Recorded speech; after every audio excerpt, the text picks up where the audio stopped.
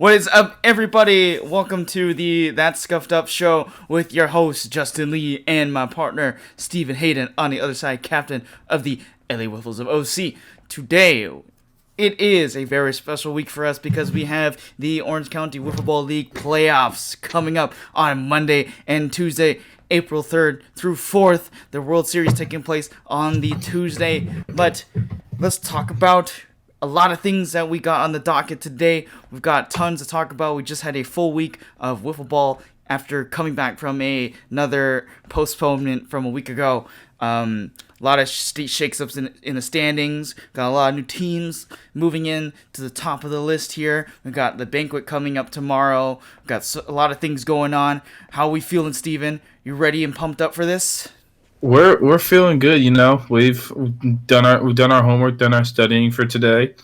I just want to before we get into the wiffle ball action, just want to give a quick shout out. Tonight were the Final Four games, so congratulations to both San Diego State University and also UConn. UConn with a dominating performance against a very hot Miami team, and then SDSU with a great buzzer beater to win it against FAU. So it was a great night for basketball as well.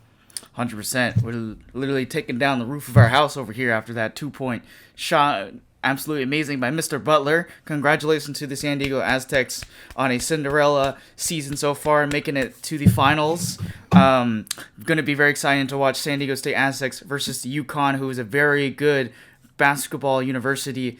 Of course, they've been in there about 7 different times since 1999. Very big team, of course, so it'll be very special to be able to see UConn's team against that really strong San Diego State defense, who, for whatever reason, didn't seem like they knew how to do free throws tonight. Anyways, so we're going to see probably a lot of that coming here on Monday and Tuesday. Maybe some walk-ups, maybe some big games, performances, little itty-bitty things like that. But before we can talk about any of those, which is the seeding, our predictions, and all that kind of stuff, we got to talk about this past few week. We had a lot of games this week, so we're gonna go ahead into our first session called the Blitz, which is where we discuss all the previous games from a week ago. Final week of wiffle ball. We had a ton of games on Tuesday, like I said, but we were gonna have more on Thursday, but because of our friendly neighbor, the rain, which has been the theme of the entire season so far, rained out on Thursday. No makeup games, of course, because we have to get these playoffs going through. And we got the next season coming up very fast. So Tuesday was the only day for our games, and now we are here. We have the final standings for the playoffs. We have a lot of different teams who are coming in here. Let's talk about some of these games. Anything from these games that you saw this week that interests you? Well, starting off first off, it was a big week for a lot of teams. The four through 8 teams were all pretty close to getting into the playoffs here. Congratulations to the 6 teams that did end up making the playoffs. It took some key results. A team like Plastic Pitches Pink, they were able to sneak into the 6th seed because of some losses by the Tommy Pham Appreciation Club, and that started off with a big 5-4 win over Whoosh. It was a big game for them. Whoosh was a team looking to possibly get in the playoffs, and the Plastic Pitches Pink were able to just hold them off. They've had some very good pitching throughout the whole year, allowing only the tied for the third least runs given up for the whole year. So that was great for them. The Avocados being another team that were pretty close to being a playoff team and finishing as a 7th seed, so just missing out. Had a big 4-3 win versus the Bad News Dingers. The LA Wiffles of OC, They were somewhat secure, but needed to win at least one game to get into the playoffs, and they did that right away with a 9-3 win over the Little Dingers. And then for the 6:30 games, the biggest one, most notable one, is a 20-0 domination by the Diablos over the Tommy Pham Appreciation Club. Diablos really securing themselves as the number 2 seed, and really they've looked very good ever since they lost their first game of the year, with PJ coming in, with not even being there for that first week. Especially against a team like Tommy Pham Appreciation Club, who was a team that was in the playoffs, and that kind of hurt their chances for the year. Yeah, you talk about a really tough matchup you got to face when you're trying to make a playoff push. Facing the Diablos, always a tough challenge, and Tommy Pham fell that's a very big loss for them, which basically knocked them out of the tournament for the playoffs. Obviously, Yeah. the plastic pitches pink team moves into that spot, steals it away from them. They're going to be facing the number 3 seed on Monday. So congrats to them for making it. There was a lot of really close games this year, a lot of close teams that were kind of tight in that 4th, 5th, and 6th seed. Of course, you got to talk about the Brothers of Bash, who have been fighting for that seeding. The first team, new team, I should say, their first time making the playoffs in their first year. Very big surprise team. They have a few veterans on that team and a few new guys as well. LA Wiffles OC played them in the 7:30 slot. Very close game until the end. Came away in extra innings. So with some big performances from Stephen Hayden, of course, and the rest of the cast, who were, I should say, actually down a few guys because a lot of scheduling changes here and there made it impossible for them to show up. But we had a shout out to our man Dylan, who managed to make it out to those games and actually helped us secure that spot in the playoffs. So thank you very much, Mr. Dylan, for being able to show up and get us in there in the most important spot that we needed, and hopefully we can get the LA Wiffles OC, of course, can have all their guys ready and healthy for the Monday games. Of course, we talked about the 6:30 slot. Let's move on to the 7:30 slot. Anything interesting that we saw in those 7:30 games? I mean, the biggest game with the most implication for the playoffs was you had the 4 seed Brothers of Bash taking on the 5 seed LA Wiffles of OC. LA Wiffles managed to hold on 8-6, winning in extra innings. As you mentioned, Stephen Hayden had a great performance in that game, going 4 for 6 with 2 walks, hitting 2 home runs, a double and a single, and also shout out to our sub, my baseball teammate Dylan Menji. I played wiffle with him a few times. He's a potential wiffle player in the future. He's someone I'm possibly looking to either bring in or have form another team within the LA Wiffles of OC organization. So he had a big home run in that game. He also made a clutch defensive play to save the game. Bottom of the 6th, 2 outs, bases loaded. He hit a ground ball to the right side. Dylan lays out and keeps the ball just in front of the cone, and without that, we lose the game, and it has some possible negative implications on our seeding. So that was big from him. Looking at some of the other games, we talked about earlier about Tommy Pham Appreciation Club really needing at least a win or 2 here to make the playoffs. And like we said again, they come up against a tough team in the Avocabros, who are also looking to make the playoffs. End up losing 16-2. Now Anthony's team with the Good News Bears ended up winning 10-5. Ended up winning 10-5 versus the Bad News Dingers with Joe and on all that, and then Little Dingers were able to get their second win of the year, I should say, versus the Beach City Bombers in a 9-8 victory. Yeah, a lot of interesting games to note there. A lot of different teams trying to fight for some kind of seeding or anything like that. But great job to those teams who managed to come away with wins. Brothers of Bash secured their seeding by winning their game in the 8:30 p.m. slot. They secured that. So congrats to them for making it in there. They held their ground, and I think they'll be playing the LA Wiffles of OC on Monday. So it will be a very interesting game because that game against them at the 7:30 slot was very tough, very close. I have a lot of respect for those guys. They're a fun group of guys to hang around.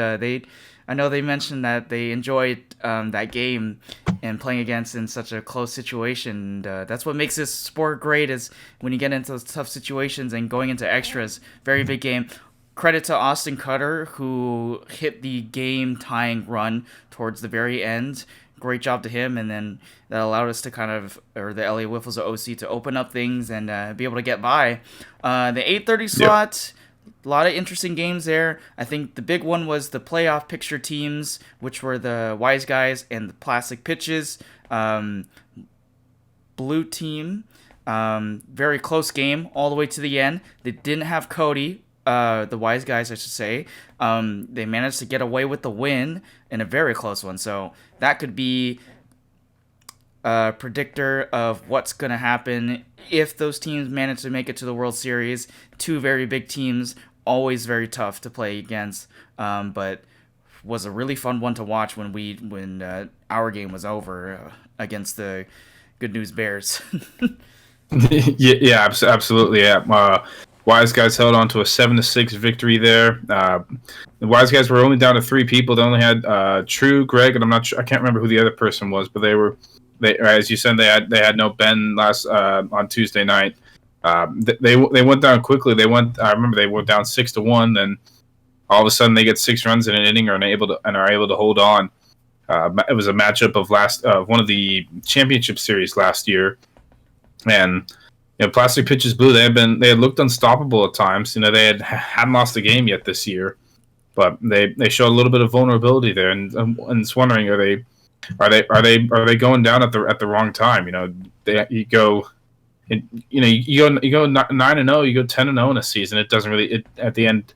If you lose in the playoffs and don't end up with the championship trophy after going undefeated, it's really a tough feeling. It makes you wonder what you need to do in the off season, but we'll see if that's the case. Absolutely. Just be careful with those words there. I'm sure they'll quote you if they are able to make it to the World Series. I know Hayden Henderson, my man, shouted out to me in that interview at the Home Run Derby. So if any of them are listening, hello there.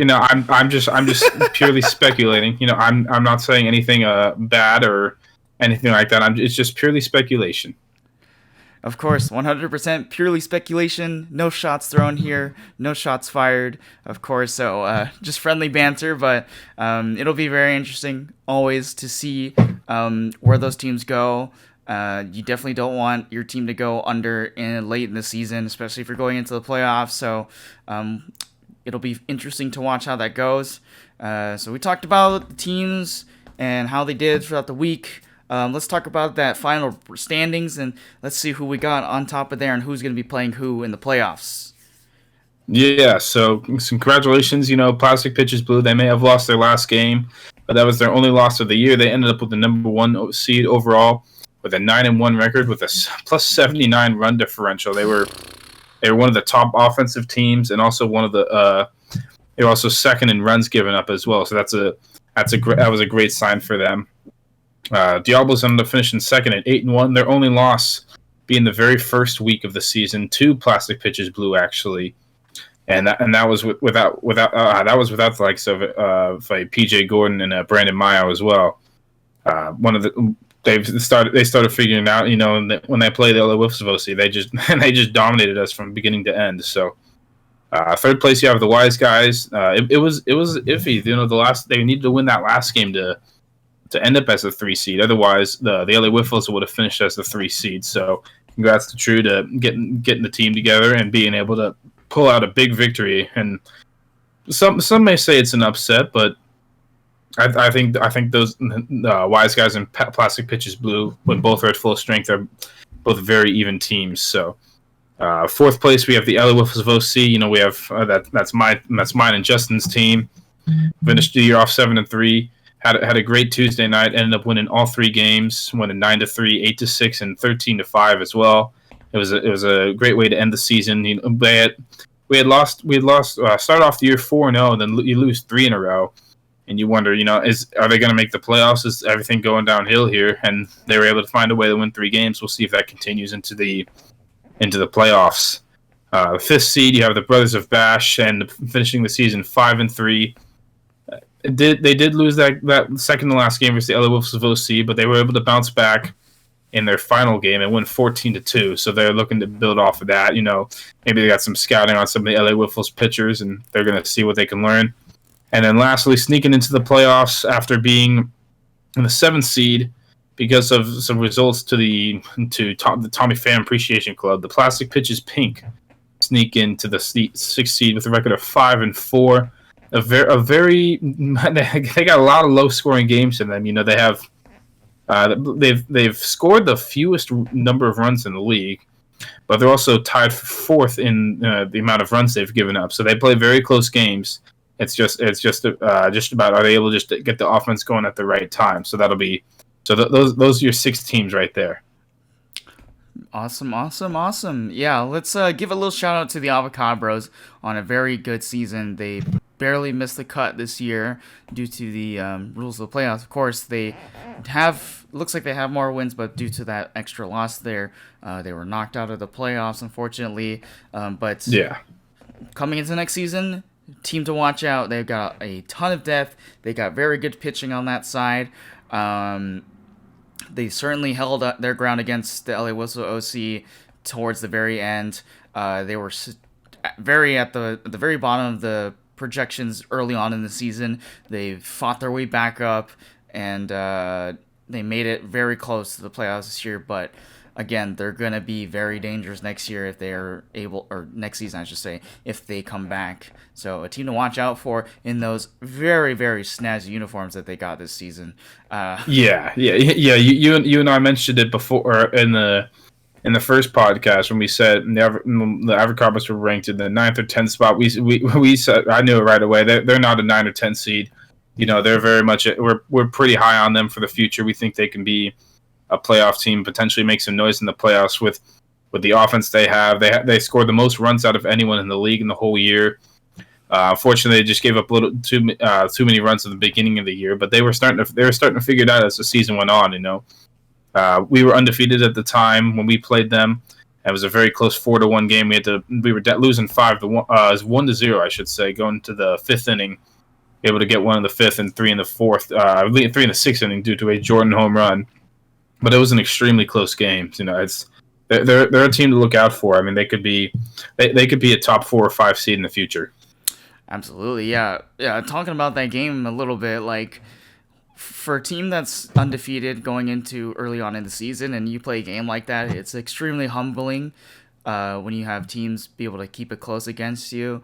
So it's like a reality check, 100% for us, and we know we've seen plenty of that this season. So it's a very humbling, and that's a very good team. And it's going to get better as more teams just join the league, more players come in. Very tough competition, of course. So with that said, let's talk about what we are looking for on Monday. So first wild card games, the LA Wiffles of OC playing against the Brothers of Bash, a rematch of what happened this week.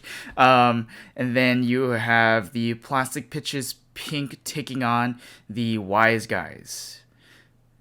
Yep, yeah, those are our wild card games. Starting off with the LA Wiffles versus Brothers of Bash. Obviously they just played each other last Tuesday. Previously, the Brothers of Bash was the home team, so now in this playoff game, the LA Wiffles will be the home team. We'll see if they use that to their advantage at all. LA Wiffles were missing a couple of guys last week and had to use a sub, Dylan Menji in there. We'll see if our players are able to get back into the swing of things and see if Steven's able to continue the performance he had going. Yeah, I mean, I'll be honest. I had one of my better wiffle ball games in that game, so we'll see. I think the most interesting one. I think the key factor for that game will be the Brothers of Bash second pitcher. How effective is he going to be versus the LA Wiffles? Is it going to be a situation where it's going to be a close game and all of a sudden their second pitcher starts giving up runs? Because LA Wiffles, we know they have two number one pitcher, elite, two top 10 pitchers in Jordan Dreschler and Stephen Hayden. So, what are your thoughts on that matchup? It's going to be close, just like it was in this last week. It's about longevity for both teams, obviously, because as soon as that 4 innings limit is up for each pitcher and you get to the secondary pitchers, it's just about who's going to have the better relief pitching for their team. Jordan Drexler has been improving so far this season, especially switching from a fastball pitcher to a more diverse pitcher with that arsenal, being able to throw more off speed pitches, obviously. The Brothers of Bash, their second pitcher, is very solid. He throws a lot of fastballs, a lot of off-speed pitches as well. So it just comes down to who's got the longevity going through relief pitching and who's got the offense to outlast each pitcher, basically. And it's going to come down to those key guys who were missing, who will return for the LA Wiffles OC. And for the Brothers of the Bash, it's a matter of, does that defense hold strong? They have a really good plan, being able to put 2 guys in the very front on the left side of the field against righty batters and switching it up on the lefty hitter. So it'll be fun to watch. Uh, for the whoever wins this game, it's also going to be who's going to be able to take down the number one team, because that's who they're going to be facing after whoever wins each other in that game. So you're playing against basically one of the best teams in OC Wiffle Ball. So it's going to be coming down to how is your depth going to be against a well-rested team of experienced guys who have a lot of baseball experience. They know what they're doing. They figured it out in a very short amount of time.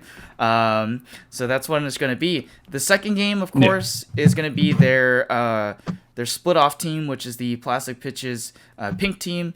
They're facing a very tough veteran squad, the Wise Guys, who were the reigning World Series champions from last season. So tough matchup there, but it'll be fun to watch. Like you said earlier, the Plastic Pitches pink team has not a very big run differential. It's going to be tough to contain guys like True Hendrickson and Ben Cody Spody. They are always on the dot. They're always hitting dingers. They're always pitching their best and putting their hearts out in the game.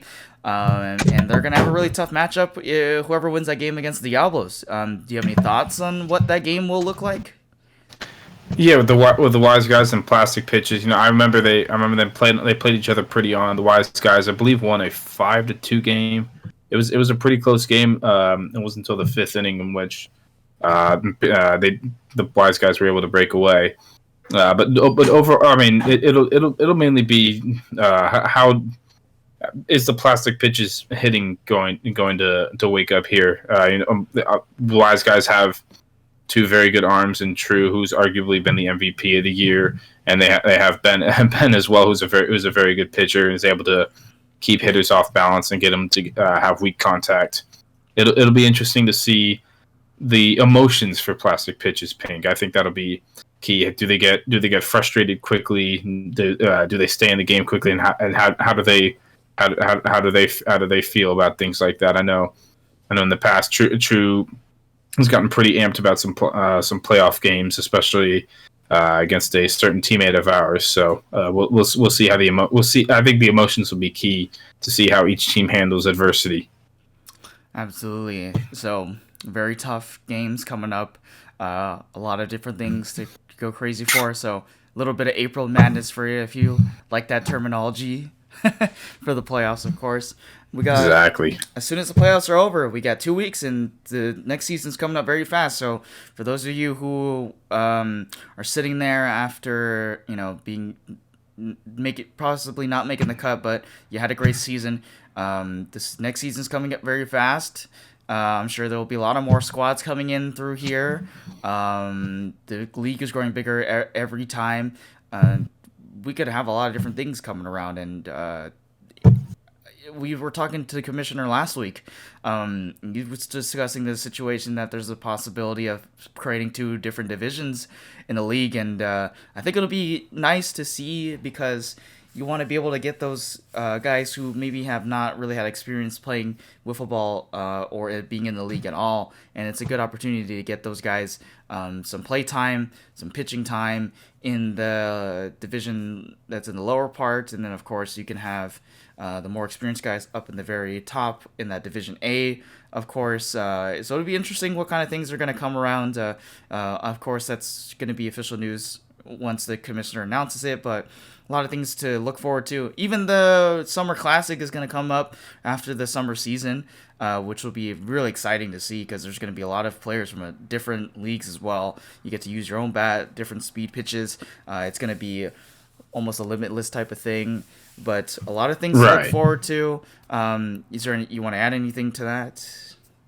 Yeah. I mean, part of some of the expansion of the league, it all just depends on new teams coming in, people reaching out to friends, possibly making new teams. There's a discount going on where if you refer a team of at least 5 new players, you're able to get your league fees waived off for the year.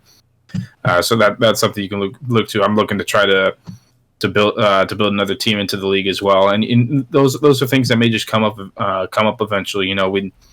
There's a skill gap between the best player and the worst player in the league. So we don't want to make the worst player just feel bad about themselves and just not wonder why why they're just not playing as well. Sometimes it's just a background issue and it's an experience issue. We have a lot of people in here that have baseball experience, so it all just depends on what happens in the future.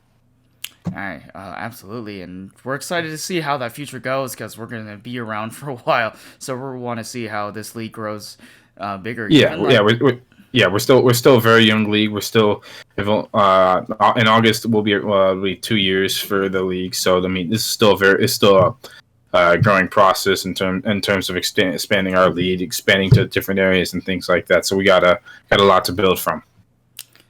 There you go. Yeah, a lot of stories that come around and big future in terms of this league coming around soon. So stay tuned, of course, if you're interested in seeing how this league turns out. You could even throw a couple of hypotheticals out there. Maybe at some point there could be another league being built somewhere else around, not even exclusively the Orange County area, but maybe other parts of California or whatnot as well. So anything can happen, and it's a growing sport out here in South Side of Cali, baby. So really excited to see what kind of people we're gonna meet and who we're gonna see out here, and eventually we're gonna try to get some more guests out here, and I think we're gonna try to get one coming in after the playoffs or so. So we'll be in discussions with that. So we'll keep. Once we record this, this episode for next week, we'll look to be getting on one of the World Series winners, depending on who it is. We'll find out by Tuesday night who it's going to be. And also with the playoffs, even if your team did not make the playoffs, please feel free to come out and watch. Especially Tuesday night with the World Series. Obviously, we don't know who it's in it yet because we're recording this on a Saturday night. So please feel free to come out and watch. Monday night it goes from 5:30 till 9:30, depending on how many games there are, and then Tuesday starts at 6:30. So we highly recommend you all come out. We'll maybe be doing some live stream stuff as well for people who can't make it but still want to watch. Absolutely, yeah. Everyone's invited to come by. You get some really nice seating. We're inside this amazing venue that we've had for the entire season. The softball stadium, you got the big board out there. We're gonna have that on for the games. And then you're gonna have a lot of music going on, a lot of festivities. We want a big turnout for these games, especially if you're a team that's not in the playoffs. Come out and watch the games. Come support whoever you want to. You can even throw some bets out there. We encourage you to do anything you want. We want a big crowd to show up to these games because there's a big effort to have each other's backs and have fun. Which that's the whole point of this league, is to have fun. Nothing too crazy, of course. This is a league where we can get to meet people, some kind people out there, make some connections, of course, and this is a good way to do it. Come out to the games. We'd love to have you. Absolutely would love to have you guys, and it shows how this league is going to unite and how big it's going to grow at some point in the future, so it'll be exciting. Yep. Speaking of things uniting, tomorrow we get our big banquet tomorrow. Are you going to dress up, my friend? Yeah, I mean, it's a very formal theme tomorrow. If you want, you can get the suits out, the blazers out, whatever you feel like to look your Sunday best and stuff. So I'm looking to be. I believe there's also there might be some kind of award for the best dressed person there as well. So that'll be something to look to, see what people do, see how many people are into that. It's a first time event we're doing for the league, which will be handing out all the awards. And it's a chance for people to hang out. That you're at the wiffleball field, you don't always have a chance to talk to people. So this is a chance for just people to get together and have conversation and eat and drink. Celebrate this fantastic sport that we've been playing for the entire season this year. I'm definitely going to be pulling up in that nice little jacket and tie and the suit get up. So come on out. If you bought your tickets already, we would love to see you there. We'll be there, of course, showing up the flair, representing for the LA Wiffles OC. But It'll be exciting to see everyone over there tomorrow. That's when the awards are going to be handed out. I think last episode we were discussing some of those potential award winners. So Yep. it'll be exciting to see who got the awards this year. I know there's a couple of guys we already know 100% are going to win some of those awards. So going to be fun. Ooh, you got some insider info that we don't know about. I'm going to keep Ooh. it. I'm going to put smoke and mirrors on that because that's supposed to be saved for tomorrow, so I ain't giving any clues. All right, my hands are clean, baby. So All right, that's for after the show, I guess. yeah, that's for later. We could talk about that later. Is there anything we want to add to this discussion about what we could possibly see going on through the World Series, the playoffs, and all that stuff? What we're gonna see next season? Is there any kind of... Let's stick to this season for a minute. We're getting to the end. We just had March Madness. People are filling out their brackets. We can do our own little bracket right here with our wiffle ball playoffs. I want to get some. I want to get some insight on what you think is going to happen in these playoffs. So, well, if I choose UCLA, they're going to lose, so it doesn't really.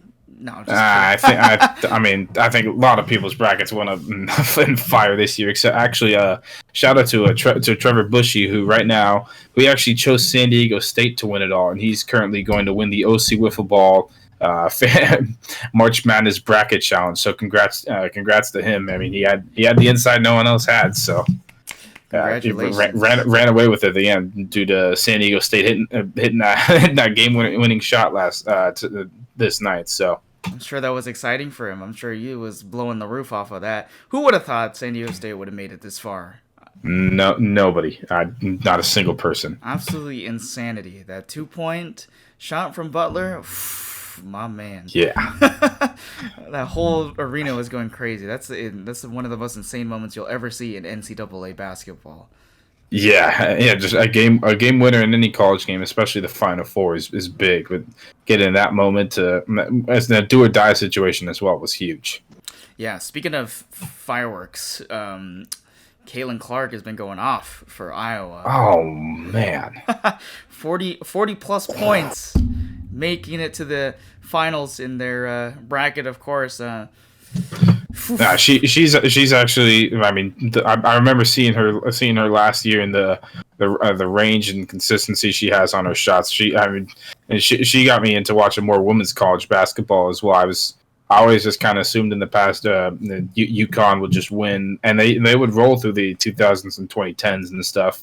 But Caitlin, even as an Illinois fan, Caitlin Clark has turned me into an Iowa fan for this time being, and they're playing LSU tomorrow, and I hope they pull it off. I mean, she had a 40-point triple double in the Elite Eight, and then 40 points, 8 rebounds, 6 assists in the Final Four game versus an undefeated South Carolina team, the number 1 overall seed. It was absolutely nuts. That team's insane. She's insane. Being able to shoot from the logo on the middle of the court is insane. She's going to draw a lot of attention when she's moving on to professional sports, or now, especially now, like being in the finals. But if you want to hear us talk about all sports like that, come check us out on the Hunky Dory Sports Show. A little shameless plug for you guys.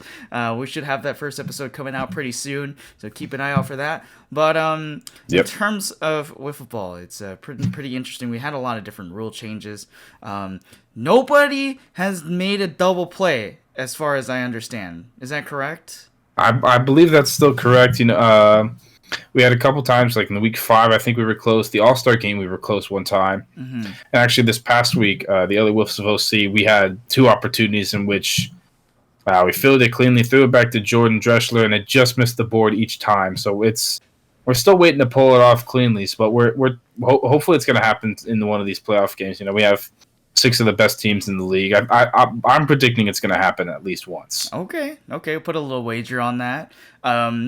It's very ironic because double play seems so easy in regular baseball. In wiffle ball, the toughest play to make in the league. This season we also had the pitching limit down to about 62. A lot of different ramifications. We have speedometers to watch, the speeds as well. Kind of changed the aspect of the game, but it seemed like the pitchers were making good adjustments. They're pitching really well. How do you think that effect is going to waver through the season? Do you think maybe at some point we're going to increase it, or do you think we're going to probably keep it right where it is for now? Me personally, I think it's great right where it is. I mean, maybe you possibly move it down to like 60, but I think 62 overall is a good level. I think 65 last year was a little too fast. And with 62, you make guys adjust as well. You have some of the harder throwers like a Jordan or a Bobby Petty who are usually harder throwers who sit around 64, or sometimes Jordan sits around like 70 miles an hour. But you force a guy like Jordan to readjust and work on his full pitching arsenal, and that's something I've personally worked with him a lot as my teammate, and gotten him to understand that he doesn't need to be chucking the ball to get outs. He just needs to have different movement, hit different spots, and throw the right pitch at the right time, and he can still have success. He still had a successful year this year, even though the speed limit has gone down. So he's. I mean, I've seen him throw some pitches even at 45, which people would play him, and they would see that 45 mile an hour slider, and they'd be like, "Who is this guy? Where'd you learn this?" So I think that's been a great change to the leagues overall. I think you don't have guys just chucking the ball too hard now. It takes a lot of adjustment to get used to, of course. So, you did a great job this year adjusting to that. Props to you, man. It's really hard to adjust to something like that. And Jordan, of course, like, if he starts missing the strike zone, you better watch your head, because I experienced it firsthand as well in the All-Star game. That thing went 80 miles an hour. It'll zip one in there. He can get up to 85 miles an hour on some of those, so just watch yourself. I want to see him throw a baseball, man. I want to see that. I'd be interested in that as well. He's a high school baseball player growing up, so I'd be interested in seeing that. He's a big-bodied guy too. He's got a lot of raw power in those muscles, man. Jeez. Yeah, exactly. Insane. Now, I want to give you a little hypothetical to think about here. All right. Talk about that you agree with the pitch speed limit as is right now, and I know some people who are watching this probably don't agree with that point as well. But here is the thing: we were exploring the idea of having two different divisions. So, would you be open to having, like, if there's a possibility, like Division A, you could have the speed limit bumped up to maybe about 65, maybe slightly higher than that, but probably 65, 67 is probably a good range. Maybe Division B can be right around that 62 or below kind of speed limit to let those guys in there. I'm sure there's a lot of different things that could go differently than what we're talking about, but would you think that could be an interesting option if that were available? Because I know a guy like yourself, you also play not just OC wiffleball, you play in SoCal wiffleball as well. You've seen the pitch go faster than 65, obviously, because the limit is a lot higher than this league's. But if that were a possibility, would you be open to that? I would. For me, it's a lot about wiffleball. It's not necessarily about the speed, but the distance that the ball's being thrown from. I think if we up the speed limit, we've got to move the mound back a little bit further. Because 65 at 36 is very hard to hit. I think that's like the equivalent of like a 95 to 100 mile an hour fastball to see it, and especially with the wiffle ball moving as much as it does. I think we would have to back up the speed the pitching distance if that were going to be if we're going to up the speed limit. You mentioned with SoCal wiffle ball, they have a speed limit of 72, but they also pitch from about 42 feet away instead of the 36 we have here. So it's that pitching distance makes a lot of difference. And for me, I like it right here. It forces guys to try to be crafty instead of just having people just try to blow by people as fast as they can. 100%, yeah. We saw a lot of that this season as well. People throwing a lot of very fancy pitches out here. The other thing that, and then I forgot about those aspects. The distance between the plate and the mound does play a very big factor. The strike zone is perfectly fine where it is. The ball itself is not generally scuffed, but if we're gonna take down the speed limit, Do you like the way the balls are now, or would you prefer to have maybe possibly in the future a scuffed ball featured in these games? Yeah, so I'll give it I'll give a little lesson first before I answer that. For people who don't understand the difference between that, the balls we use right now in OC wiffle ball, they're just regular wiffle balls. Nothing's been done to them. They're either just dirty or used because they've been used a lot over time. When someone mentions that someone scuffs the ball, they mean like they rub it along like with concrete, or they get sandpaper and they rub it all over to get the feeling of the ball. They get the ball softer, and it causes the ball to cut more and move more violently than we have right now. There's also one where you actually get a knife and you actually cut the ball, which causes the most movement. Overall, I think that's a more interesting topic. When you get the scuff ball, you have a possibility to throw the ball harder as well, which means need to find more control and things like that. Overall, it's just about kind of just adjusting to whatever the rules are.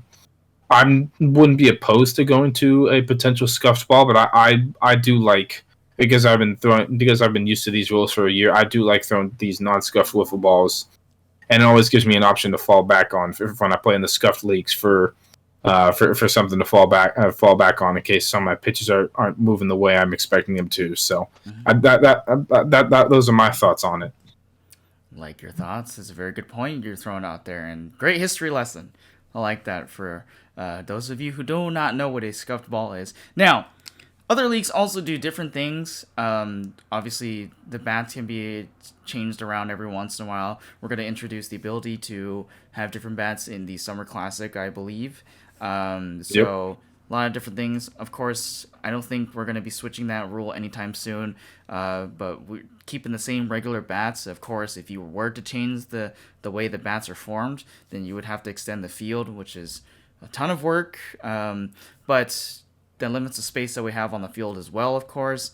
And I'm sure there's a lot of different rules that'll be played in for stuff like that. And that's another reason why we don't have bases. So, for that specific reason. But I think there's a lot of things we could discuss about later on in the future. As things go on, a lot of new things could be introduced. I'm sure there's going to be new rules to come through here in the new league year, of course. So it'll be interesting to pay attention to those kinds of things. But let's talk about the thing we were going to bring up earlier, which was our picks for these games. You want to have your bracket. I'll let you start off. Let's go. Let's see what's your bracket, my friend. All right, so we'll start off on the. I mean, if there's not really a left or right side, but we'll start off with the 3 versus 6 matchup of the wise guys versus the plastic pitches. The plastic pitches pink team. Got like as you mentioned, a very tight matchup. They had a very close game earlier. If the wise guys have all their guys, I think they win this game. I think they win this game by about 3 or 4 runs. I think it'll be relatively close in the beginning, and then I think plastic pitchers will struggle to hit off a true, maybe not even get a run at all, and they'll be able to. Wise guys will be able to go into the championship round as they did last year. On the other side, you have the LA Wiffles of the OC versus the Brothers of Bash. LA Wiffles of OC won a very tight 8-6 game. I believe they win this one as well, being the home team. I think they win this one by about 3 or 4 runs as well. And I got them moving. I got the 3 and the 4 seed moving on to the next round. What do you have for the first round, Justin? The Brothers of Bash and LA Wiffles OC is gonna be a tough game, obviously. Oops. It's always gonna be tough with those guys. So, I hate being biased here because it's our team, and I don't want to discount anything from the Brothers of Bash because they're a very good team. Yeah, well, of course, at the end of the day, we do have to make a decision. Yeah. I mean, because the fact that we have our guy, the LA Wiffles are going to have those guys who weren't there back on Monday. I think the odds are going to be a little bit different in that game. So I'm going to move us up. I'm sorry. For the wise guys in the plastic pitches game, the plastic pitches pink team don't get me wrong, they had a really good season this year, being able to slide into the playoffs. But the run differential is a little bit of a concern for me, of course. It comes down to whether their pitching is going to be solid. But I just feel like that Wise Guys team is going to be way too tough to beat. They're reigning champs. They still got the same two guys on their team that's always been destroying the ball and throwing the ball like crazy, True and Ben. So I picked them to move on. So I got the same picks as you, my friend. All right, sounds good. Moving to the all right. So based off of that bracket, we would the championship series rounds, which the wild card rounds is a 1-game elimination round, and then the championship series is a best of 3 games. So first team to win 2 games will move on to the World Series. The first one would be the 2 seed Diablos versus the number 3 seed Wise Guys. Justin, what's your prediction for that? That's going to be a really tough game. The Diablos loaded up with a lot of really good players this year. PJ Gordon is going to be the big X factor. His pitching is going to be on point. I expect it to be on point. The batting is going to be there. He literally hits every single part of the strike zone, so it's going to be impossible to get by him. I feel like they have enough players on that team to really do some damage on the Wise Guys. The Wise Guys are going to put it up to a really good fight, and I think this is going to come all the way down to literally the 3rd game of the series in a very close one. So I'm going to take the Diablos to win this one and move on to the World Series. Are you taking them in 2 games or 3 games? 3 games. It's going to be close. I'm going to take them in 3 games. Okay. You got the Diablos winning the first and 3rd game, or do you have win the 2nd and 3rd game? What do you think the Wise Guys will do? I think the Wise Guys early on are going to take the first game, and it's going to come down to the Diablos making a really good push because they have those guys on that team who are really solid guys. So 2 and game 3. Yes. Gotcha. Yeah. For me, I mean, obviously, the way PJ pitches is going to be key. They saw these two, the Diablos and the Wise Guys saw each other in week 2. Diablos were able to win 5-4, if I remember correctly. It was a very close game. With the Diablos, it'll be interesting to see who all is available for them. I know Brandon Miles been out there a couple weeks. I don't know if he's been out there enough to qualify for the playoffs. I'm not totally sure on that. That makes a huge difference. That's a great second pitcher right there to back up the potential Cy Young winner in PJ. I think it'll be extremely close. The Diablos last year in the playoffs, they were the number 1 overall seed. Won game 1 actually of the championship series, and then proceeded to lose games 2 and 3 because they actually were missing Brandon Mayo that second night as they played the playoffs on 2 different weeks. So I think especially with the Wise Guys experience, I believe the Wise Guys will be going back to the World Series. I believe it'll be in 3 games. I think it'll be the same thing for the Diablos. They'll win the first game. And the Wise Guys will be coming off their success from the first game. Will find a way to battle back. True will be shutting it down on the mound, and we'll figure out a way with PJ to keep him off balance at the plate because he's been a great asset at the plate as well. And I believe they'll be going back to the World Series. I like that pick. It'll be great. So we got our picks for who's going to be on that one side of the World Series. Now let's go to the other side. We picked the LA Wiffles of OC to move on to play the plastic pitches. Pink team, that's a very tough team. You got Dylan and Hayden Hendrickson, 2 of those really big stars in this league. One of them being the MVP from last season, and one of them being the 3-time home run derby champion. Let's go with you first. Who do you think? I mean, the plastic pitches blue team, obviously the number 1 seed. They as a team, they have an average of 485 on the year, which is absolutely nuts. You have 3 guys hitting over 500 on the year. You have Hayden Hendrickson, who also is 2nd in the league in home runs with 16. I think that's an extremely tough team to beat. Unfortunately, this is a very tough one for me to decide. Obviously, being a member of the LA Wiffles of OC, same with Justin as well. But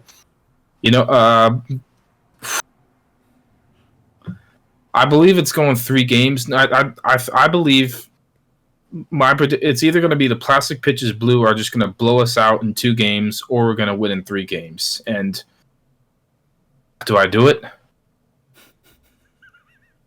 It's your pick, man. Clock's ticking here. There is the, Anthony Grusa mentioned in the podcast 2 weeks ago about there is a curse with the number 1 seed. The number 1 seed in his 10 seasons has never won the World Series. They've made it to the World Series before, but they've never won it. I'm gonna do it. The LA Wiffles are winning in 3 games. Love it. That's my prediction. It's going to mainly be about how well are the LA Wiffles of OC going to do against Dylan Hoffman at the plate? Are they able to be able to see the ball and hit the ball off of him, or are they just going to strike themselves out? So I think if they figure that out, they have a shot to win this in 3 games. All right. Well, on to my pick, I guess. So, you got a lot of really good points. That it's going to really come down to, because Dylan is a lefty pitcher, it's going to come down to whether the LA Wiffles or OC are going to be able to read his pitches and rethink how they did their strategy in the Sand Series when they were playing the plastic pitches. So it's a matter of who's going to wake up in this game. Guys like Austin Cutt and Dominic Caroni and Ethan Lee are going to have to step up a lot to be able to get through these teams, because it's not going to just be those 3 guys, Steven, Justin, and Jordan, of course. They have to play their A game, but the rest of the guys need to step up in this game and do a really good job. You took LA Wiffles to OC to win. I'm gonna do the latter here. I'm gonna take the plastic pitches in 3 games. It's gonna be close either way with these teams. I know plastic pitches are loaded with guys on that team, with the MVP and the Home Run Derby champion. But I feel like LA Wiffles and OC are going to figure out how to make it close the entire way through. But I want to see this curse broken, so I'm going to take the plastic pitches to go to the World Series and face off against their opponents, the Diablos. Yeah, exactly. Yeah, as we should mention, these the LA Wiffles of OC and plastic pitches blue played against each other. They were both the top 2 seeds at the time. They were both undefeated. LA Wiffles of OC jumped out to a quick 8-2 lead, and slowly but surely, plastic pitches blue worked their way back. Big factor will be, the previous day I played baseball and I pitched 6 innings. My arm was feeling it that day, and I hardly pitched at all. We were up 8-6 going to the bottom of the 5th inning. Justin Lee comes in to pitch. He throws he was throwing a lot of strikes, but they were just hitting the ball off of him, and unfortunately gives up 7 runs, and then LA Wiffles of OC end up losing 15-8. So I think it was a sorry. Just throwing me on the spotlight, man. I think the LA Wiffles of OC are right in there if they're patient. It'll just depend on how are they able to get after the plastic pitches pitching. I'll say that one like 10 times fast with Dylan and Shaden. I mean, LA Wiffles of OC, I believe we got 7 runs off of Shaden last time. It'll be interesting to see how we do against him, and if we're able to get many more runs off of Dylan. So your prediction. So you're choosing all the high seeds so far. You're choosing the number 1 plastic pitches versus the number 2 Diablos in the World Series, and I'm choosing the number 3 Wise Guys versus the number 4 LA Wiffles of OC in the World Series. You taking the underdogs, man. I like it though. And then if you got to pick, another World Series, another best of 3 series. What is your overall? What's your who do you think is going to win that one? Well, I want to retract a little bit and give you a little point about that game that the LA Wiffles of OC played. Those conditions were a lot different. At that venue, it was a lot more windy. It probably took them a little bit more time to adjust. Coming off a 1-inning game against the other plastic pitches team, not playing before that as well. So the other plastic pitches team was already warmed up in that situation. So anything can happen. It could be a little bit different outcome as it is. But so my picks were the Diablos versus the plastic pitches. Going to be a rough and tough game, back and forth all the way through. I said it before, and I'm going to say it now. I want that curse to be broken, man. So I'm taking the plastic pitches to take Oh. this one. And I'm expecting Dylan Hoffman to be the World Series MVP. All right, the fall 2022 MVP. You're expecting to be the spring 2022 World Series MVP, which whoever we kind of think is the MVP, we will get on the podcast here hopefully next week and be able to interview them and stuff. You talked about our game of plastic pitches blue. That was the beach day games. It was on a Sunday. It was just finishing raining. At about they had played a full game. It was about we started around noon instead of the normal 6:30, 7:30. So those different conditions maybe different for us. So overall. So I have the number 3 Wise Guys versus the number 4 LA Wolves of OC in the World Series. I'll talk about mine a little bit. I think a very interesting matchup will be. Well, I mentioned earlier about the emotions. Last year in the playoffs, True Hendrickson and Jordan Dressler were going at each other a little bit in their wild card round, which the Wise Guys ended up mercying Jordan's team. Like as we mentioned before, with the pitch, with the speed limit, Jordan was throwing hard at times, and True would just start clapping at him and start saying, "Yeah, good job, do it again," and just trying to get in his head. And I think at the end, I think by the end of the game, he kind of was in Jordan's head a bit. I think that'll be a very interesting matchup to see how that plays out. I believe that I'm extreme. Let's get this straight first. We are both like at least somewhat biased because obviously we play for the other Wolves of OC. Mm-hmm. I think any normal person may choose the plastic pitches blue to win against LA Wiffles. But sometimes you got to go with the underdogs, I believe. So just keep in mind, last year the Wise Guys, when they won, they were the number 3 seed overall. So I think it'll be a 3-game series either way. I think the Wise Guys will win. I think the LA Wiffles actually will win game 1. The Wise Guys will win game 2, and then game 3. It's all just going to come down to the ace pitching of Steven versus True, and then figuring out the second pitching of Jordan versus Ben, who is able to generate more offense. And I've got the LA Wiffles of OC winning it all actually, and it maybe possibly on a walk-off hit or walk-off homer, and something like that. So I call me crazy, but call me biased. Call me whatever you like. I will take it. But I think the way our games ended last week, I think we're on the right path. And especially last week, we won 3 games without Dominic Caroni, who has our the second highest batting average on their team as well. So we were able to battle with that. And Stephen Hayden he was getting hot at the right time. He went 10 for 18 last week with 6 or 7 home runs. So, and moving him up to the leadoff spot was a big change that I think was beneficial to the Wolves of OC. So I think they'll carry that momentum to a championship. I like it. Yours is basically like a movie adaptation of what a season should be like, taking down the former reigning World Series champs from last season off a walk-off win. I think mine is more of what people are expecting the playoffs to look like, especially in terms of the seeding. Diablos and plastic pitches being up there with the 1 and 2 seed. So different things here. We have to be unbiased, of course. I should note that the LA Wolves of OC have never played the Wise Guys this entire season. So another thing to really kind of factor in if it does come down to that kind of thing.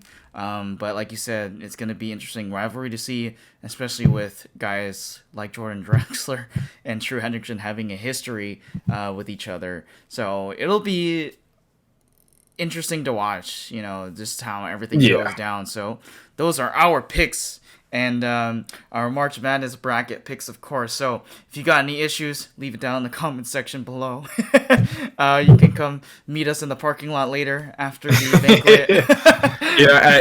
You know what? I've seen crazier things happen this March Madness with a 9 seed really should have won that Final 4 game versus San Diego State. So that would be the first time a number 9 seed has ever made it to the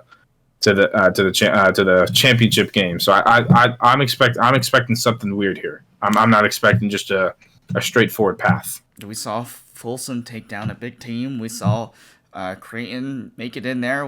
I've never heard of Creighton before this year. Yeah, we see Purdue lose. We see Purdue the second time a 16 seed has never ever beat a number 1 seed. And in the first round, we've had 15 seeds and win this year. And I think something crazy could happen. I think it's all just about getting hot at the right time. And I think right now the LA Wiffles are hot at the right time. It's just about are they able to get the production from the bottom half of the lineup?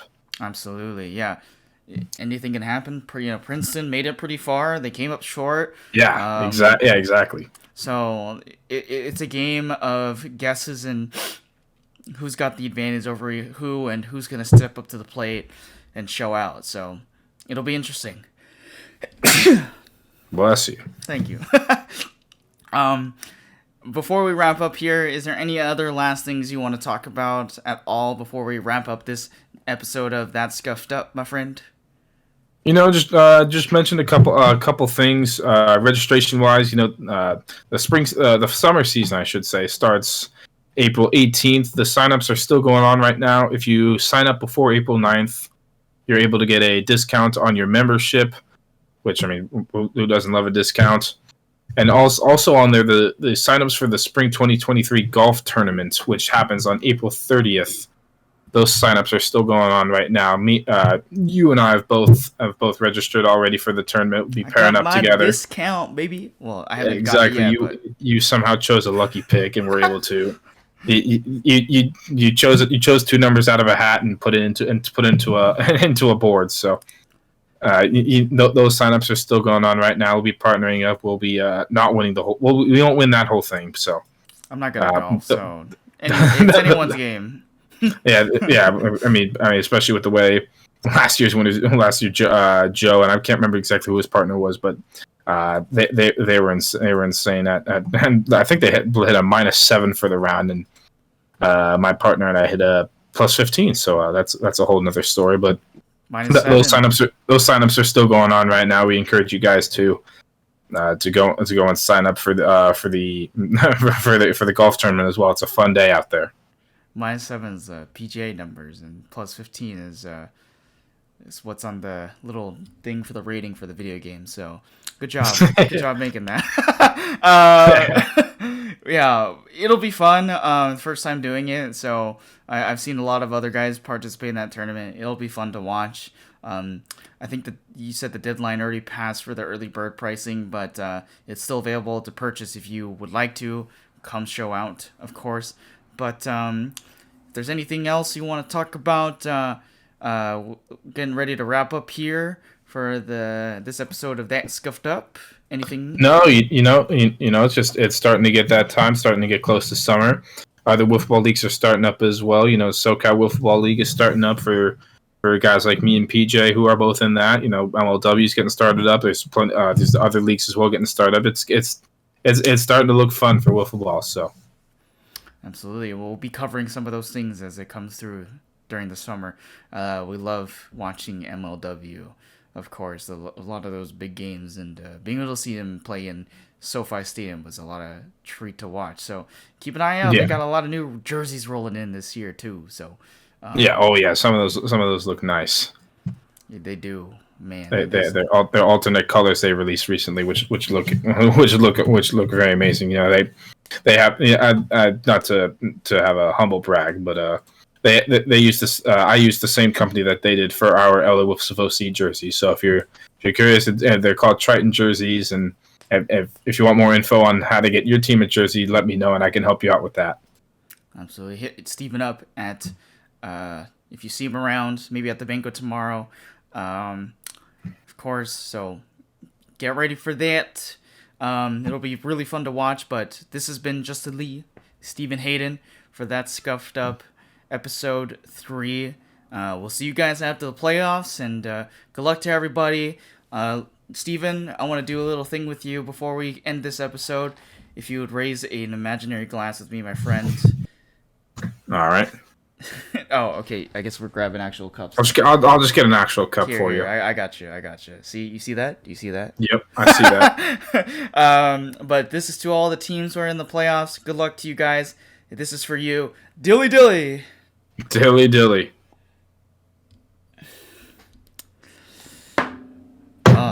All right, good luck, everybody, and we will see you in the next episode of That Is Scuffed Up. Make sure you go subscribe to our official Hunky Dory Sports channel or the OC Wiffleball YouTube channel. Make sure you follow us on Instagram as well. We'll be putting updates there as well. And if you have any questions, come hit us up. We would love to talk to you guys anytime about wiffleball. And this has been another edition of That Scuffed Up, and we had a very fun time. We hope to see you guys in the next one. Thank you. Always appreciate you tuning in and watching these episodes. And thank you, and have a great rest of your day. See ya.